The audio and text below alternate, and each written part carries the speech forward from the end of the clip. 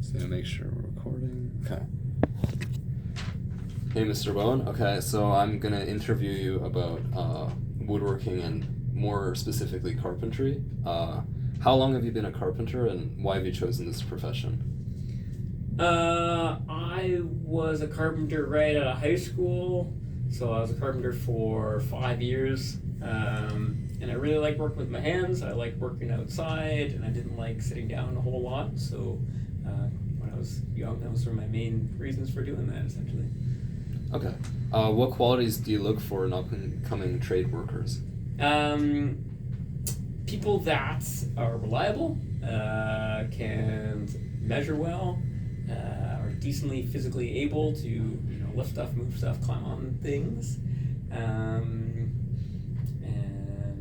yeah, can work well and communicate well on a team, I guess. Okay, and how does the demand look for carpenters in BC? Really well, I believe. Yeah, I think it's quite easy for someone to get a job if you're half decent. And as far as I know, employers are really looking for anyone to hire that.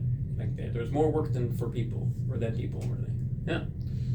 All right, and what are the most common trades jobs for people in BC? Probably carpentry is one of the main ones because you can do it all. But I mean, you have your classic carpenter, electrical, plumbing. Those are probably the main big ones, I believe. Yeah. All right. What are some good courses that you would recommend taking after high school? Well, mainly it would just be starting an apprenticeship for whatever trade you hope to be going to. So, like, if it was carpentry, How about carpentry? Yeah, so like if it was carpentry, there's Camosun College, there's BCIT, or there's the equivalent in most cities, and they have different programs for getting your apprenticeship training done. And like, for example, one of them, there's an entry-level training program where it's 6 months long, and it covers all the basics of measuring, all the terminology of things. Yeah, so any local college with a trade program, sign up for your desired trade choice. And what do you like about your job? Like shop teaching or carpentry more so? More so carpentry. I guess what is the best part of being a carpenter? Best part about being a carpenter is probably just doing an activity that you like doing, so making things and using tools to create something, right? And something that's going to be high quality and last for a long time. People take kind of pride in doing that work, so that's kind of how I see it. You can build something, make it nice, and have it last for a long time. And on the contrary, what is the least favorite part of the job?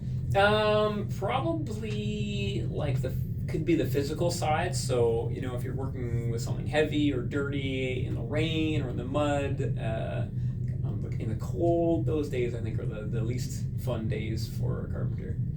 Okay, and how does a typical workday look like? Probably starts pretty early, and one thing interesting about carpentry is you're never at one spot forever, because once you're done building, you have to go somewhere else. So, finding out wherever your job site is, whether that's like a house or a renovation or a high-rise building or,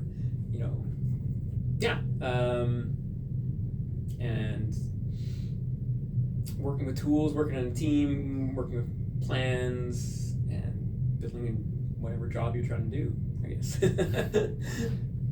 What skills do I need in order to be successful in carpentry or as a woodworker? Probably like good accuracy and measurements is a key one. Being able to use measuring tools. Being able to use the tools accurately if you can measure after that is always helpful, right? Cutting in the right spots. Basic math skills are good too.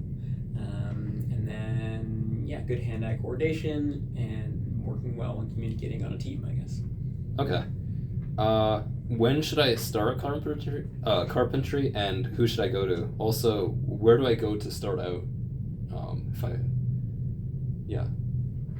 Like, how do you go to get a job in carpentry, essentially, or? Like, if I were interested in carpentry and I didn't know where to start, what would be the first thing to look at?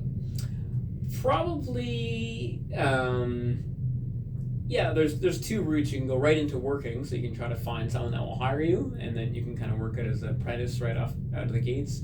and see if you like that. And if you do like it, you can go more and more training. So yeah, trying to finding a good employer that will train you a bit is one option. Or you can go with the school route where you sign up for a course and they give you some basics, and then from there you can try to get a job and then see if you like that, I guess. So yeah, try to find somewhere to work, I guess, is the first step one. Okay. Yeah. And for a more creative question, what's the best universal joint? The best joint. Well, it depends what you're Like joining for- together. You Like know? wood, let's say. Well, it depends though. Is it a 90-degree joint? Is it a butt joint? But is there one that's good for most kind of joints? You know, like Hard to say. one that you would rely on, I would say. Probably anything where two pieces overlap each other but have some mechanical connection. So like a half flap joint. Let's say. How about that. what about like one of those ones where you put like the wood, like you remember when we made the mallet and we put the wood in the top? And, Yeah. Like, Yeah. Good. Would that be a through good? mortise and tenon. That's another really strong one for you. Yeah. Okay. Cool. Yeah. Thanks for the interview, Mr. Rowan. Yeah, that's all the questions that I have No today. problem. Yeah. Thanks. Good questions, Josh.